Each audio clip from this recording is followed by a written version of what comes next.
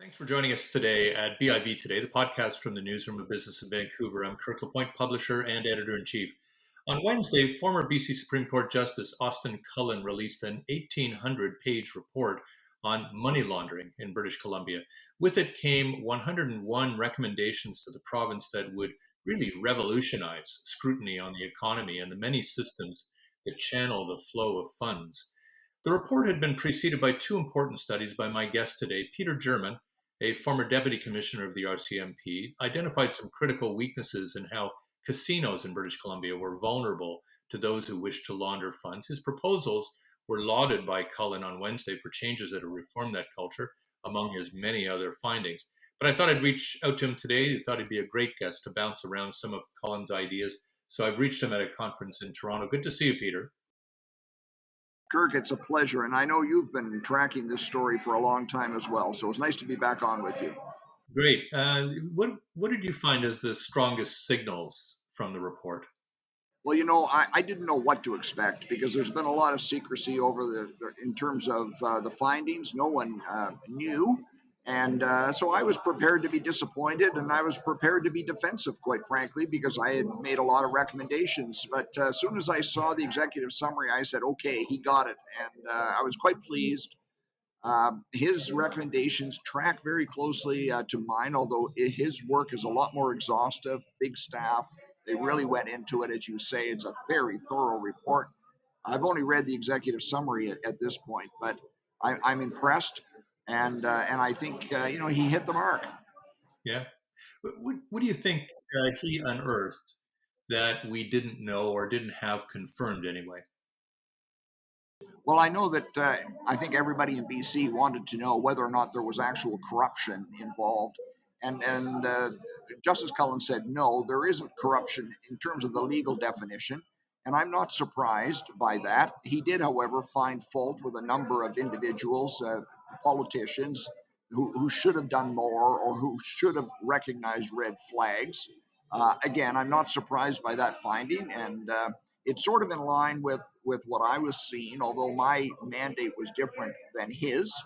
But he certainly, and I think the big thing is that he recognized that there's a major problem in our province with respect to money laundering. And just to put this in perspective for your audience, money laundering is really simply a tool of organized crime. So if you've got money laundering, you've got organized crime, and organized crime exists to make money. And the laundering allows them to process that so they can use it. The other thing I would point out is Justice Cullen was quite critical of the federal government's response to money laundering. And that goes to the point that although this was a provincial commission, it has implications across our country, and it has it's made very strong suggestions to the federal government that more engagement is necessary on the subject. Yeah, I want to talk a bit about that in a minute, but I want to look at some of the myths that had been out there. I mean, one of the myths you raise there is the issue of corruption. And while he didn't find corruption, he did find that politicians were aware of problems and either didn't or couldn't do anything about them. But the other important myth, I thought, was that somehow money laundering has been responsible for housing unaffordability in this province. Um, did you find yourself satisfied in reading his conclusion on that?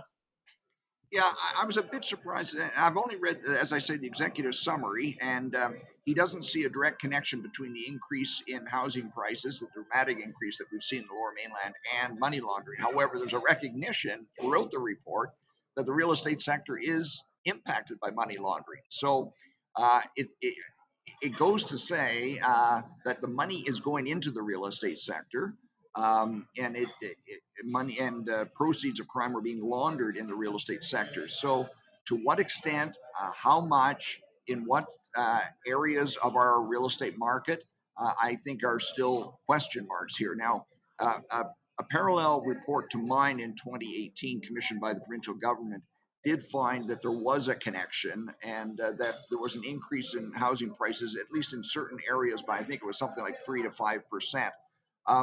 I tend to think if the money's going in, it's probably inflating value to some extent, but we don't know, how great that is, and Cullen couldn't find a connection. So I accept what he says, but I don't, I think we just don't know for sure, for certain. Yeah, I think in the end, what he concluded was that it was not a significant impact. That there was definitely an Correct, impact. We correct. just, And I yeah, think we can agree on that. Yes, there's so many yeah. factors that contribute to it. Yeah. So one of the bigger things that he calls for is essentially the creation of an anti-money laundering commissioner who would really be, in a way, the director on all kind of government activities in order to ensure that really there was attention to these files. How important do you think that that recommendation is in order to make some progress here? Well, to Justice Cullen, I think it was significant because that individual, I don't know if we can use the word czar anymore, but this anti money laundering chief supposedly will have that global perspective over what's taking place in the province and will make sure that all departments and agencies and everybody is contributing as they're expected to do in this fight. Um, so it's novel. It's not something that I had thought of. But he obviously saw the need for coordination at a high level, and I believe the recommendation is that this would be a person appointed by the legislature, similar to the ombudsperson and so forth. So it's a significant recommendation. It makes sense. It you know the devil's in the details and the proof's in the pudding. So we'll have to see how that all comes together. But by virtue of not having, say, this be the attorney general or some other cabinet minister, that also takes it a little bit away from government because in some cases it might be government's own performance that is an issue here.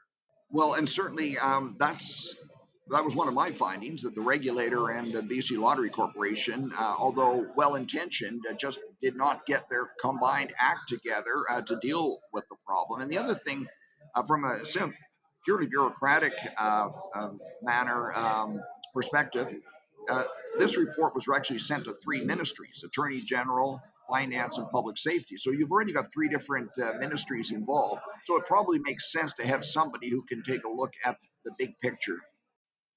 Now, I was actually, I have to say, I think I was following the nature of policing around this file, but I never realized until the hearings really got underway that there was no particularly distinct unit that was looking at combating these crimes. Again, one of his recommendations is that be a special investigation and intelligence unit around this. Again, how important do you read that one?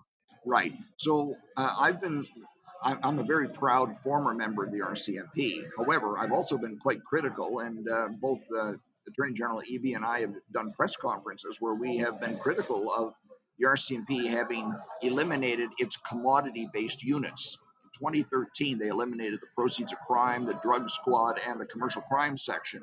So all of a sudden, the specialists go into more general units. And from my perspective, there was a loss of specialization, and the priority in terms of money laundering investigations sort of went out or went away.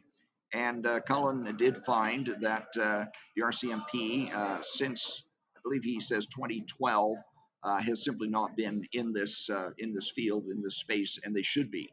Now, his suggestion then is, or recommendation, is that there should be a unit in the CFSU, and a Combined Forces Special Enforcement Unit is, although it's separate from the RCMP, it's predominantly RCMP and municipal police, and focused on gangs. They already have a unit that does look at money laundering. It's called the JIGIT. It's a Joint Gaming Intelligence Unit. So I fully expect that what's probably going to happen is that that unit will be bolstered by this recommendation to deal with not just casinos but money laundering generally under the general rubric of the CFSEU. Yeah. It was really obvious in like you. I've gone through the executive summary, which is 31 pages. Not It's a pretty big summary, and I'm going through the report. It's really obvious that there's a kind of a frustration that pervades the report that the province can't really hang around and wait for the federal authorities to come in on this or for municipal authorities to get any kind of appreciable expertise in this. That the province needs to go it alone on some areas. Given the scope of the challenges, though, Peter, I mean, how wise a pursuit is that? Yeah, so that is a significant issue, and it's clear that Justice Cullen recognized it. So most, and I shouldn't say most, but a lot of what has to be done at the federal level, simply because the way our laws are structured, our constitution is divided. So, for example, our financial intelligence unit, FinTrack, is a federal unit. Our criminal code is passed by Parliament. The RCMP, in terms of federal enforcement, is a federal unit, and proceeds of crime and so forth is viewed as a federal part of the federal mandate. So the federal government has to be engaged. So I think what Justice Cullen is, and he has said, federal government, you got to play in this field. You got to step up your game. However, he's not stopping there. He's also saying, province, this is what you should do to fill the gap. Now, what happens if the federal government says, okay, we are stepping up, and the province is filling the gap? It could easily lead to duplication, particularly in the intelligence gathering areas where we've got this national financial intelligence unit that should be doing a lot of this work, and we're Yeah. creating sort of a gap intelligence unit in this province. So it's going to be interesting to see how everybody works through that. And you certainly don't want to create duplication. And the same would apply to our earlier comment about an enforcement unit at CFSEU. If the federal government comes out with an initiative that deals with enforcement of money laundering right across the country that is robust and that actually makes a difference, well, maybe it won't be necessary to do what has been recommended for BC alone. Again, remains to be seen. Yeah. A couple of other things. Uh, we have labor shortages all over the world, it seems right now. Is there a talent pool to be able to fill all these new roles? Right. So, policing is a difficult, and well, we're seeing it with the Surrey Police Force. They're having their issues trying to find candidates.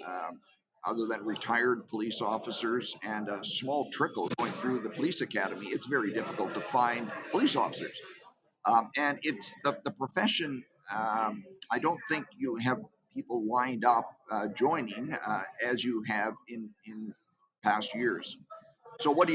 You go to a different model, to a civilian model, have people untrained in policing act as police officers. I mean, it is a bit of a dilemma. However, having said that, um, there are people with experience out there. It's a matter of lining up police officers with experience into in the right positions. There will be a learning gap. There'll be training required. All sorts of things. This is not going to happen overnight, but you have to start somewhere. Yeah.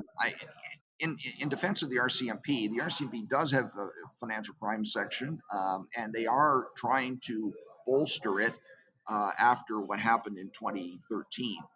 So just keep our fingers crossed on that one, I suppose. Yeah. Last couple of things. In the absolute end of the executive summary, Justice Cullen does basically sound an optimistic note. And one of the optimistic notes is about political will, that everything he sees and senses from the provincial government at the moment says they want to basically deal with this. But let's be clear, the entire province somehow indirectly benefits from this harm, right? It benefits in terms of tax revenue that winds up in the coffers, that pays for a lot of things. This is a tough political dilemma because you are essentially turning off a tap for your revenue in all Yeah. of this. So the classic dilemma, right? So give me your own sense of this and what you think the political will is really like. Right. So I would say two things about that. I think there's political will and there's bureaucratic will. In terms of political will, it's clear that our current Attorney General has, a desire to deal with this issue, and he has since 2017 when it was brought to his attention. So he seems quite switched on, and I'm, very comfortable saying that. I'm not a political animal myself, but I see the interest in dealing with this issue. But once recommendations are accepted by the political level, they go into the bureaucracy and they can live there for a long, long time, and they can outlast politicians. So Sure. we have to be alive to that issue as well. So Politicians can't just say we'd like it. They have to be on top of what's happening. Where are the results? Are things happening? In terms of the second part of your comment question, is our economy going to be affected? Well, yeah, maybe. I mean, we've heard, luxury, let's say someone dealing in luxury goods saying, wow, if I can't sell my luxury goods to money launderers, I'm going to be out of business. Well, okay, what sort of a society do we want to live in? And I think that the prevailing view, the ethical view, should be look, a clean business is good for business. We want a level playing field for business. I don't think the average person in our province would be comfortable saying we need money laundering to keep the business, keep the economy going. Yeah, Surely we've got lots of strengths in our economy other than that. And I say, let's get rid of the dirty money and let's, focus on clean money and turning around that Vancouver model to being a positive. yeah.